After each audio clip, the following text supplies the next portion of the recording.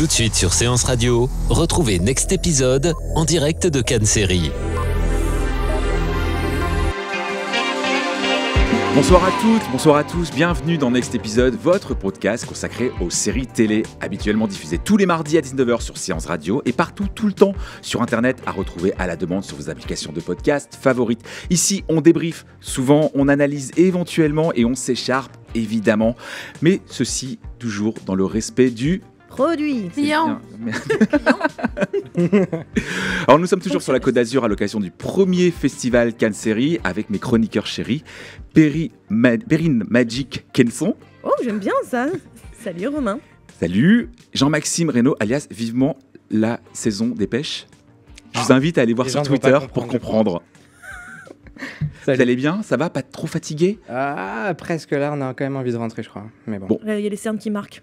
Vous connaissez l'idée, on débriefe des séries qui sont en compétition et on commence par celle-ci. Nel 1993 la mafia era in mano ai Corleonesi. I Corleonesi controllavano le strade, maneggiavano esplosivi, armi, poliziotti, magistrati e un esercito di 28.000 uomini pronti a sparare. In 30 anni di conflitti si erano espansi come un virus, trucidando nemici, amici, giornalisti, uomini di Stato e persone qualunque.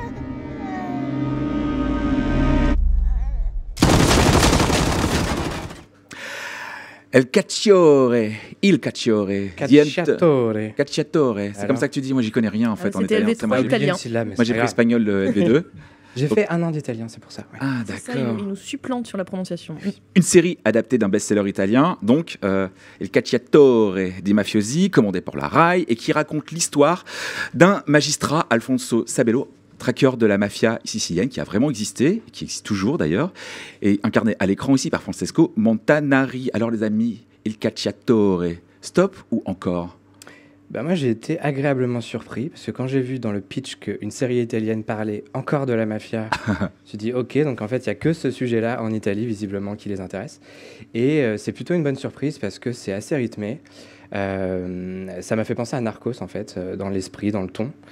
Donc pas forcément hyper original, mais en tout cas assez moderne, alors que ça se passe dans les années 90. Et une bande-son aussi assez sympa qui rythme le tout. Perrine? Je suis d'accord sur le côté, en effet, la mafia, encore les Italiens, mais il faut vous en remettre. Et en même temps, c'est leur vraie vie, c'est leur quotidien. Mais en soi, je trouve que ça, c'était intéressant parce qu'ils prennent des faits réels. Clairement, la série est basée sur le réel. Là où le personnage, peut-être la partie la moins réelle, c'est vraiment ce personnage du procureur. Il est procureur, c'est ça? J'ai un peu peur de... Voilà, il est procureur. Donc, il y a un personnage que je trouve très ambigu dans la série. Et moi, ça ne m'a pas particulièrement touché, ça n'a pas marché sur moi. Pourtant, j'aimais bien l'idée de cette ambiguïté où on ne sait jamais si c'est par un désir immense de justice par lequel il serait animé, ou si c'est juste parce qu'il a énormément d'ambition et qu'il veut absolument progresser dans le système, en tout cas dans le prestige italien de la justice. Je ne sais pas comment on pourrait dire ça autrement. Mais donc voilà, j'aimais bien cette dualité chez le personnage, sauf que je trouve que le jeu d'acteur, dont je ne vais pas même aventurer à son nom que tu avais cité tout à l'heure. Francesco Montanari. Voilà, Francesco Montanari. Je trouve qu'il en fait un petit peu. Tu trouves qu'il fait un peu trop italien, c'est ça que tu veux nous dire? Alors je ne rentrerai pas sur ce terrain-là. Parce que je vais être taxée d'anti-italien. Mais il ressemble un petit peu à Louis Garrel, je trouve. Alors dans le noir et... un petit peu. Par temps de brouillard, on peut confondre un tout petit peu. Mais c'est vrai que la moustache, je vois la comparaison avec Narcos, parce que même si Narcos c'est les années 80, fin des années 70, années 80, ouais. On a quand même ces looks un peu similaires, cette image un peu patinée. Mais je trouve que la comparaison s'arrête vraiment là, parce qu'en soi, Narcos, il y avait une gravité, il y avait pour le coup d'une façon de jouer, j'allais dire une mise en scène, mais ça serait méchant sur Il Cacciatore parce qu'en soi, il y a des idées de mise en scène, il y a des idées de mise en place. Et ça serait dur de ne pas le reconnaître. Mais moi, je trouve qu'à un moment donné, j'arrive pas à prendre cette série au sérieux parce que je trouve qu'ils ne se prennent jamais au sérieux. Là où ils abordent des sujets sérieux tout en voulant coller au réel. Et en ayant des moments burlesques. Je pense par exemple à cette scène d'intro où on voit donc toute une série de mamas italiennes qui s'organisent pour garder une porte d'entrée pour éviter que la police rentre alors que leur fils ou petit-fils est en train de balancer de la drogue dans les toilettes. la scène est assez bien foutue, Ouais. très burlesque, très drôle. En plus, on apprend, je vais pas divulgacher, mais comment en fait la police peut récupérer la drogue, même si vous l'achetez dans les toilettes. Donc c'est un bon plan pour les dealers. Sachez-le. Ça vaut peut-être le coup, si jamais vous êtes dans le business, de regarder comment ça se passe. Moi, je te trouve assez dur, Perrine, avec la série, parce que finalement, il y avait des idées de mise en scène, même si effectivement, je trouve qu'elle hésite un peu entre un sujet effectivement très grave et puis des moments un peu drôles comme ça, comme ce type ce tueur qui est fan de musique dance des années 90 un peu et qui cherche des CD Mais qui en plus partout. c'est en vrai quelqu'un de très connu dans le monde de la mafia. C'est un des plus grands de la mafia italienne, donc enfin même pas italienne, pardon, sicilienne, parce qu'on est au niveau de Palerme. Donc en soi, c'est là où moi j'ai pas de problème à ce qu'on rit des choses qui sont sérieuses. Au contraire, bien avec plaisir. C'est juste que là, comme le film, n'importe quoi, la série est toujours sur un fil en permanence, je trouve qu'elle n'arrive pas à trouver son ton.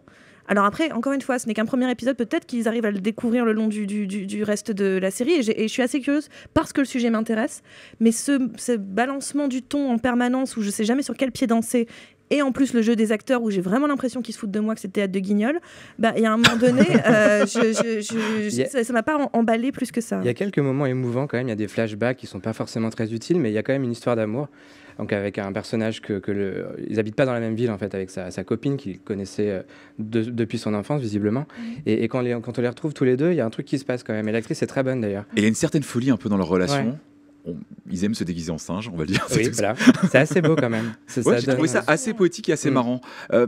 Gomorra, Romanzo Criminale, la mafia, c'est une espèce de classique de la série italienne. Est-ce que cette série-là, apporte quelque chose de nouveau et est-ce que il se passe quelque chose qu'on n'a pas encore vu? Au niveau des séries italiennes, je pense qu'elle est, comme on l'a dit, plus drôle, plus légère. D'habitude, ils se prennent quand même hyper au sérieux quand c'est ce sujet-là. Moi, je préfère largement voir ça. Maintenant, j'aimerais surtout qu'ils nous parlent d'autre chose, en fait. Mais, Si vous aimez la mode, ils sont super bien sapés. Moi, j'ai regardé. Voilà. Ils sont en smalto. C'est vraiment une pub vivante pour les tailleurs italiens. En fait, je les ai trouvés. Il y Et avait les chaussures italiennes. Ouais, un truc. Non, mais c'est vrai, il y a un personnage un peu de comptable qui arrive, il a des lunettes en croco impeccable. Mais si vous faites une soirée années 90 Italie, mais là, vous avez le tout de ce qu'il faut. Regardez ça, vous avez tout ce qu'il faut, la panoplie. Pour vous déguiser, c'est absolument parfait. J'ai pas d'idée de star italienne des années 90, j'avoue mes lacunes à ce niveau-là. La chicho. La cicciolina. Ouais. Ah, la cicciolina. Oui, on est plus sur le look masculin quand même. C'est vrai que ça Sophie-Marie manquait de Laroui, femmes. qui a apporté sa contribution à ce débat. Mais non, mais la Cicciolina, on la voit pas dans la série, mais on pourrait. Ça se passe à peu près au même moment d'ailleurs. D'ailleurs, ça ne parle pas beaucoup de femmes, à part la femme. Ah non, mais c'est un peu la thématique de ce soir d'ailleurs. Ouais. Ça parle pas beaucoup de femmes de manière. Est-ce que c'est pas aussi la thématique des séries italiennes sur la mafia aussi? Parce que moi, je me demande dans Gomorra combien de personnages féminins, il n'y en a pas des tonnes non plus. Hein. Non, il n'y a pas de filles dans la mafia apparemment. Bon alors stop ou encore? Est-ce que vous avez envie de regarder la saison 2, de binger de la saison entière? Elle a fait 12 épisodes, la première saison il me semble. Ah quand même. Tu vois un enthousiasme iridescent. Oui, du 8 c'était bien quoi. Non, moi je suis assez curieuse en tout cas de voir le prochain épisode. Bon, ouais, moi aussi. On passe à une autre série.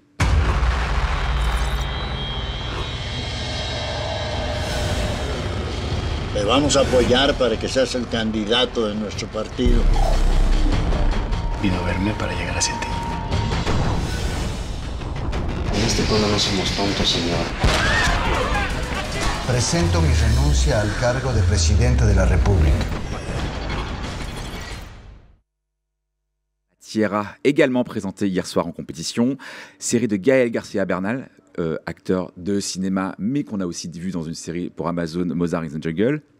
La série mexicaine sur fond de corruption et de meurtre dans un Mexique ultra violent. Alors là, est-ce que ça vous a plu? Stop ou encore?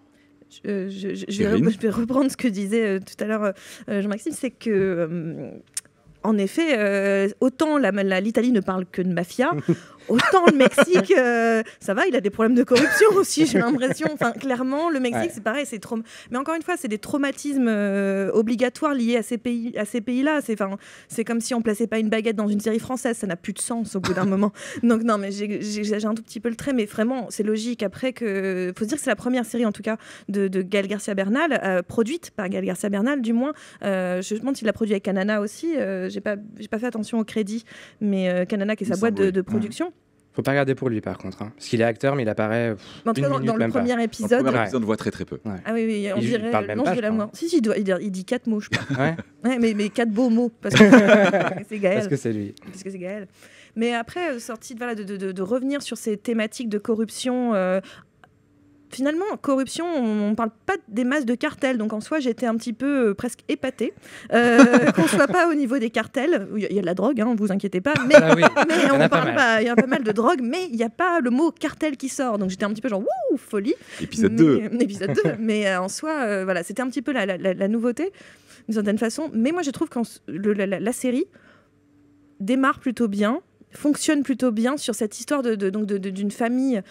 Alors, c'est assez compliqué. Mais ce que tu Il y veux a dire, énormément de problème, personnages. en fait. C'est très très difficile à Les liens résumer. entre les personnages, on a du mal à les comprendre. ah bah, j'ai mis les bons 1h10 de la série Bah pour oui. comprendre, ouais, ça c'est sûr. Disons qu'il y a un père de famille qui est procureur, qui veut faire démissionner le président de la République, ou le gouverneur, pardon, du Mexique, qui veut l'empêcher de se présenter à la présidence de la République, parce qu'il a un dossier sur lui, on ne dira pas quoi. Il a un dossier sur le président aussi. En fait, il a un dossier sur tout le pouvoir en place. Et il y a une histoire d'aéroport que j'ai pas bien compris. Ah oui, non, c'est pas. Mais C'est pas Notre-Dame-des-Landes. Oui, C'est ce c'était que je pas peux vous dire. Notre-Dame-des-Landes, même si à un moment donné il y a une séquence zadiste, clairement. Mais voilà, non, mais ça mélange vraiment beaucoup de thématiques, la corruption, les aéroports, mais bon, ça c'est très lambda, mais aussi finalement les différences avec les natifs mexicains. Il y a toute une question qui pour l'instant est purement visuelle, mais qui à mon avis va être développée dans le reste de la série. Ça aborde énormément de thématiques, c'est très très très très très très dense comme premier épisode, qui dure 1h, 1h10, 1h15. 1h15. 1h15, voilà, qui est terriblement dense. Donc, j'espère que le reste de la série va décortiquer tout ça, parce que c'est vrai qu'en 1h15, c'est un peu... Ouais, je suis assez d'accord. J'ai quand même plutôt aimé parce que je trouve que la mise en scène est intéressante. On part quand même d'un pays qui fait beaucoup de telenovelas. Cheap et pas très bien joué. Je pense que pour eux, c'est une telenovela hyper chic. Ouais, Au mais on n'est contraire. pas loin de la telenovela quand même. Alors, il y a du cul, de la violence, de la drogue. La première scène, d'ailleurs, elle est assez étonnante. Ça nous met dans une sacrée ambiance où, en fait, on se retrouve dans une soirée, je ne sais pas si c'est une coutume là-bas, mais où les hommes se déguisent en femmes. Les femmes sont aussi... Je sais pas si c'est une coutume là-bas. Les femmes sont aussi en femmes. Et ça chante, ça danse, ça se drogue beaucoup. Donc, Bonne soirée. Voilà, donc on se dit, bon, c'est quand même un truc assez étonnant. On ne s'attendait pas à voir ça. Et après, ça se calme un peu, mais c'est quand même assez trash, globalement. Ouais, moi cette première scène, enfin cette deuxième scène en fait, si on réfléchit bien, parce que d'abord il y a un truc très institutionnel dans un bureau, il signe un document officiel, etc. Ouais. On Justement, comprend pas trop dans justement. un même mouvement, Mais moi leur façon de se représenter la bourgeoisie décadente m'a un petit peu dérangé, quoi. C'est-à-dire que forcément c'est des hommes qui s'habillent en femmes, quoi. Donc ça m'a fait un peu étrange, quoi. Moi, j'ai pas du tout vu comme ça. Enfin, ça m'a pas. J'ai pas réfléchi à cette histoire de déguisement en femme ou pas, parce que c'est même pas un déguisement en femme. Genre là, par exemple, vous mettriez des jupes, enfin, vous habillerez en femme. C'est en femme du XVIIIe siècle, Oui. très Pompadour, très machin. Donc il y a quelque chose quand même qui est déjà aussi dans une autocritique de la bourgeoisie. Il s'auto-parodie en tant que bourgeois décadent de l'imaginaire du décadent. Donc il y a quelque chose où moi, ça m'a plutôt amusé de jouer sur ce jeu-là. Puis bon, au-delà de ça, ils font ce qu'ils veulent. Hein, ils sont grands. Moi, puis bon, la drogue, tout ça, c'est mal. Mais sorti de ça, non, Loi c'est Evin, plutôt, loi Evin. c'est mal. Mais non, mais c'était plutôt amusant. Après, je trouve que voilà, tu parlais de telenovelas et je pense que c'est un très bon mot à employer parce qu'avec cette pluralité de personnages, et on sent bien arriver l'intrigue, la sous-intrigue, l'intrigue de la petite sœur qui a couché avec machin, on le sent arriver gros comme un camion, sauf que derrière, il y a des histoires de gros sous, il y a des histoires de meurtres, dans une forme de réalisme certain. C'est-à-dire que la série n'est jamais déréalisée totalement.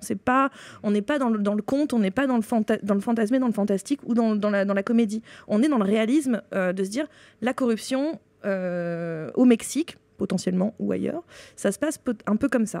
Est-ce qu'elle souffre pas quand même d'une envie de choquer à peu près toutes les 5-10 minutes? Il y a des choses un petit peu décadentes qui reviennent systématiquement. La scène de meurtre, on en a eu pas mal pendant la sélection, notamment dans Killing Eve, mais là, elle est pas mal quand même. Hein. Ça y va à fond, on voit du sang qui gicle et tout. Oui, elle essaye de choquer, ça nous choque pas tant que ça. Mais... Je pense aussi à la scène de l'enterrement. Oui. J'ai trouvé, sur un premier épisode, on y allait très très fort, ouais. Quand même, quoi. Là où c'est dense, c'est beaucoup trop dense. Est-ce que c'est le public mexicain qui aime ce genre de choses? Il faut être un peu. Ils aiment l'exagération, trash, ouais. mais le trash, je suis pas sûr.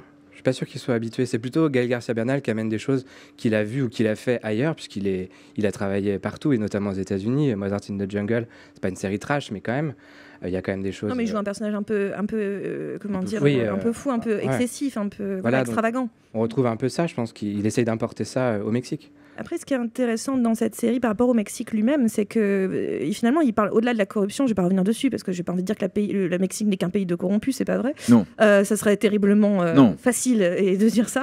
Et puis.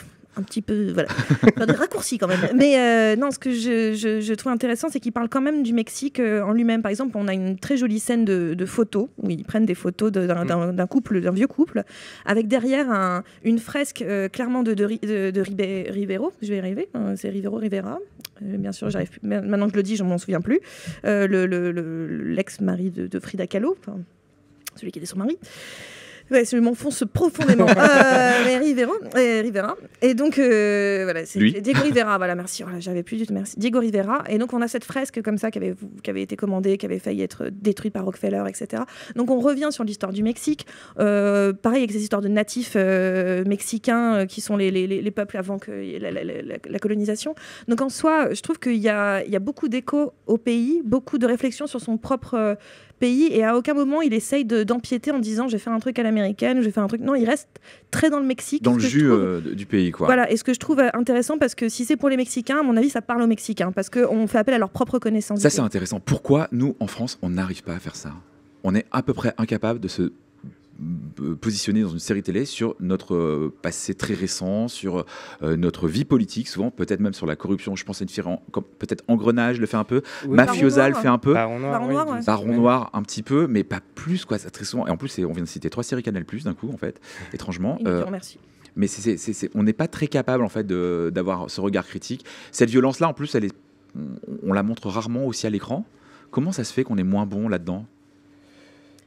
Peut-être parce qu'on en parle moins, tout simplement, de manière générale en France. J'ai pas je vais arrêter avec la corruption, mais j'y reviens quand même. Ça sera mon mot de la soirée. La corruption ou les cartels ou autre, ou la violence, en tout cas intrinsèque au Mexique, c'est quelque chose qui fait les unes des journaux en permanence dans le pays. C'est pas quelque chose qui est caché, c'est pas quelque chose.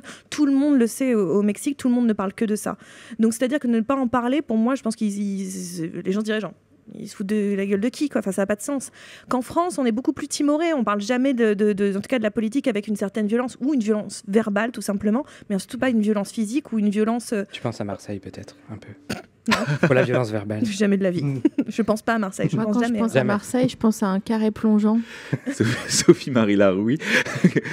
Parce que c'est la coupe de Benoît Magimel dans tout Marseille. Voilà, c'était la fin de mon intervention. C'est tellement 2001, mais comme coupe. Mais ce que je veux dire, c'est que en soi, c'est pas français de parler de ce genre de choses. Non. Donc d'un seul coup, de le montrer, je pense qu'il y aurait une forme d'être un peu potentiellement choqué, mais ça serait pas une mauvaise chose en soi. Ça serait bien si on pouvait réfléchir davantage à ça et oser le faire. Et pourtant, on n'y arrive pas, étrangement. On n'essaye pas. On n'essaye pas beaucoup, ouais. On va passer à une autre série, donc on n'a pas le trailer cette fois, qui s'appelle State of Happiness, série norvégienne, l'histoire d'une petite ville, Stavanger, je ne sais pas comment on dit, à la fin des années 60, au large de laquelle des compagnies de pétrole américaines cherchent évidemment du précieux liquide depuis des années, mais ne trouvent rien jusqu'à ce qu'un jour, le pétrole jaillisse enfin, perturbant ainsi toute la vie du petit village. Est-ce que ça vous a plu ? Oui, c'est chouette. C'est assez positif déjà, globalement, comparé à tout ce qu'on a vu. C'est plus lumineux. Il y a quand même un mort dès le premier épisode, mais voilà, c'est quand même... en fait, on a des jeunes... Pas de mort, pas d'histoire. Bah oui, en fait, voilà, c'est le début de toute bonne histoire. Ça se passe, donc, tu l'as dit, je crois, dans les années 70. Oui, à la fin des années 69. Voilà, 69, ouais. Très précisément. Le State of Happiness, justement, c'est des jeunes personnages qui s'emmerdent clairement dans leur village côtier et qui vont, grâce à l'arrivée du pétrole, peut-être avoir enfin un avenir. Et on les voit donc beaucoup avec leur famille. C'est une série chorale aussi à 4 jeunes personnages, ensuite des personnages plus âgés.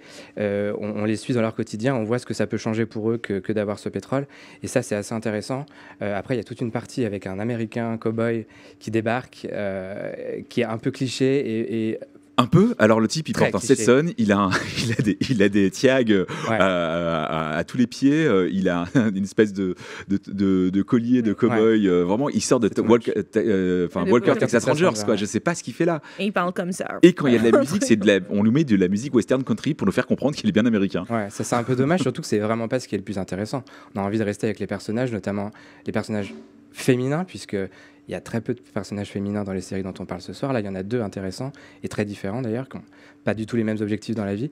Pas les mêmes niveaux non plus sociaux, hein, oui. Clairement. Ouais. Donc, c'est une bonne surprise. Je suis assez content. Moi, j'avoue aussi que j'étais un peu agréablement surprise par la série, parce que, pareil, je disais que dans Aki and Latiala, il y avait vraiment quelque chose de très dense. Là aussi, on est, par exemple, sur le premier épisode, dans quelque chose d'assez dense aussi, en 45 minutes. On expose beaucoup de choses, beaucoup de personnages, en effet, mais c'est très, très clair pour le coup. Ouais. Contrairement à un peu Gaël, attention, c'était moins clair. Mais là, c'était beaucoup plus clair. Un petit taquet comme ça en passant. Mais là, ce que je trouve appréciable, c'est justement State of Happiness, cet état de bonheur. Donc en 69, on est en pleine période de changement tout simplement mondial, mondial en tout cas en Occident principalement. C'est le Summer of Love. Voilà, c'est le Summer of Love. On est post-68 en France, on est 69 Woodstock, tout ça. On marche sur la Lune. C'est la période de grand changement, de libération sexuelle. C'est son livre d'histoire avant de venir. Non, mais j'ai un doctorat d'histoire. Non, mais clairement, on est dans une période, en tout cas, de changement intrinsèque en Occident. Et donc, on s'ouvre et on voit ce personnage, notamment on a un personnage d'une jeune fille qui, elle, est encore coincée dans un système parce que son statut social, elle, c'est quelqu'un d'assez pauvre, de plus pauvre.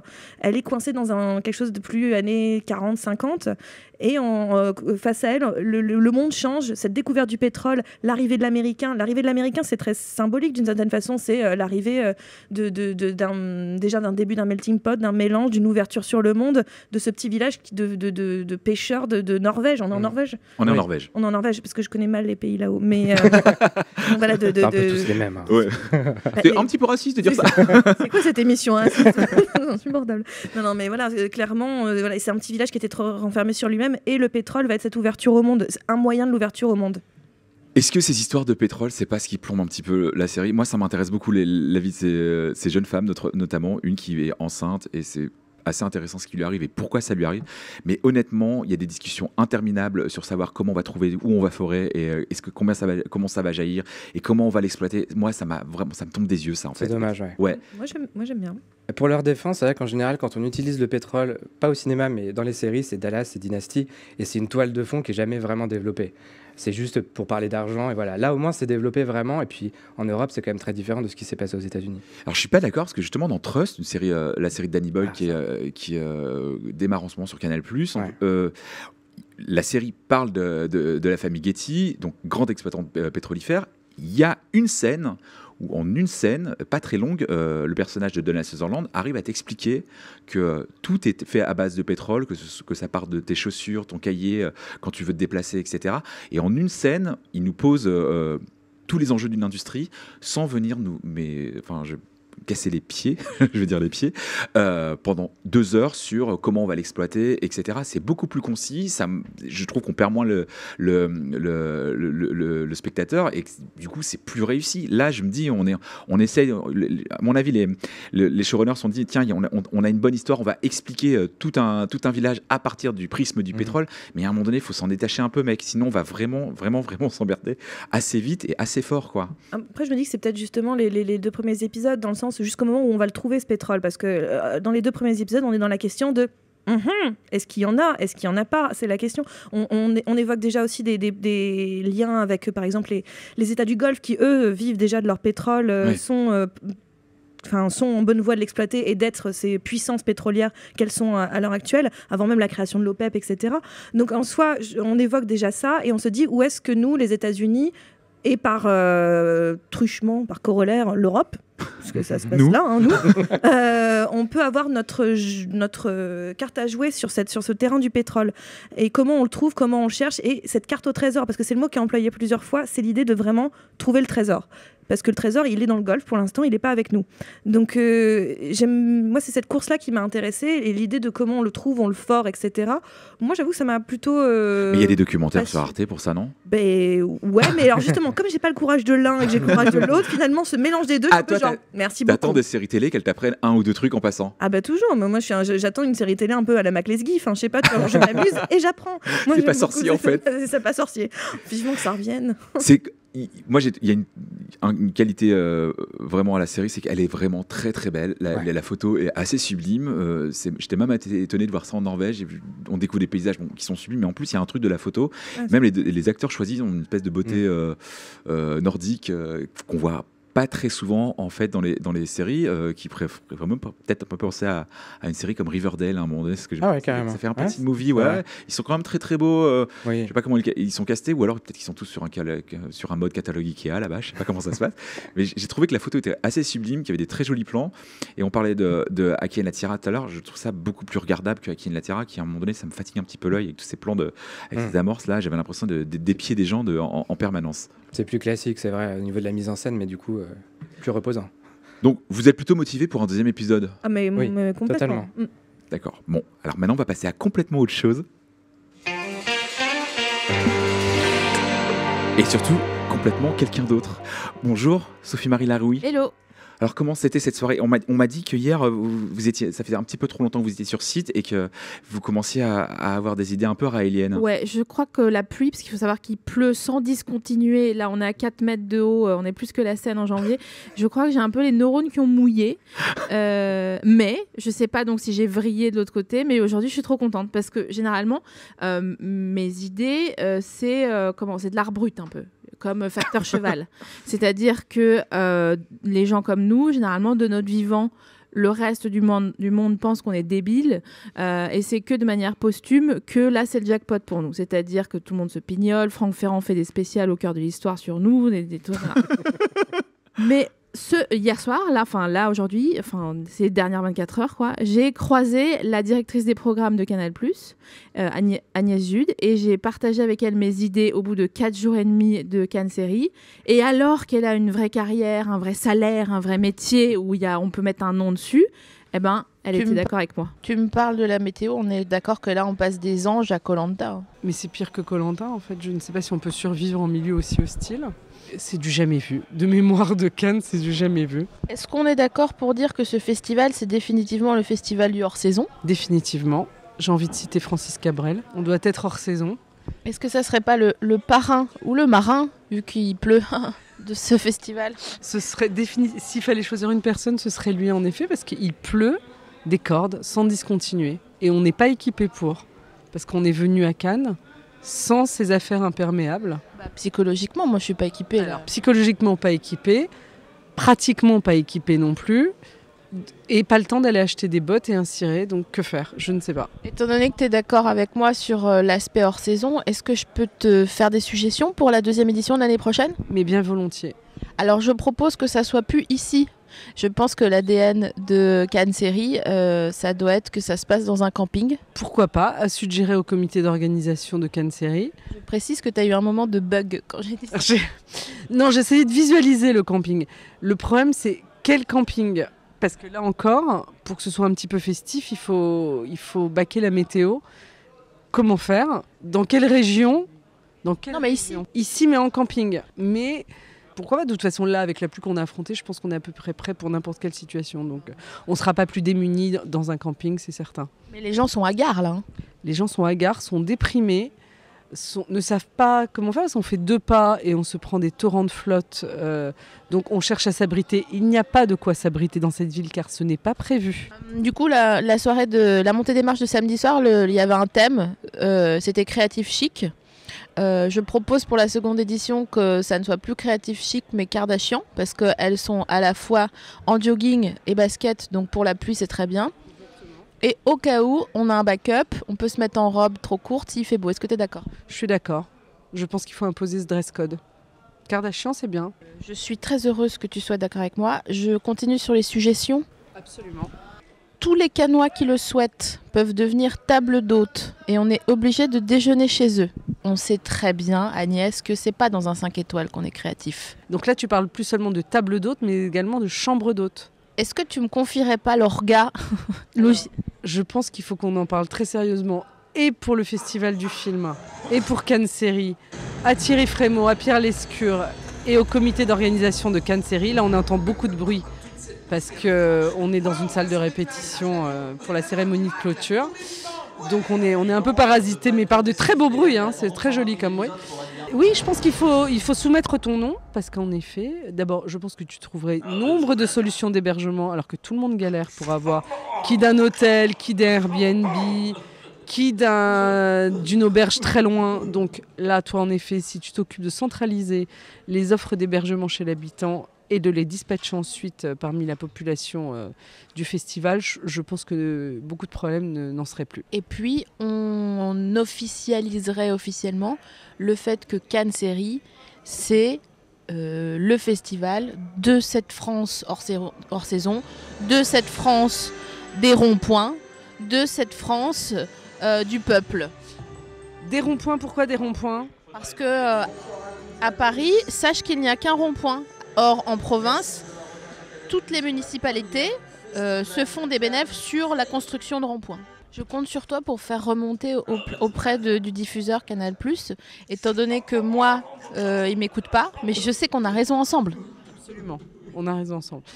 On l'a double coco, mais c'est bon, on l'a sinon. On la double coco et c'est parti mon kiki. Merci Agnès. Merci à toi Sophie-Marie. C'est le silence qui se remarque le plus. Les volets roulants, tous descendus. Ben voilà Cap.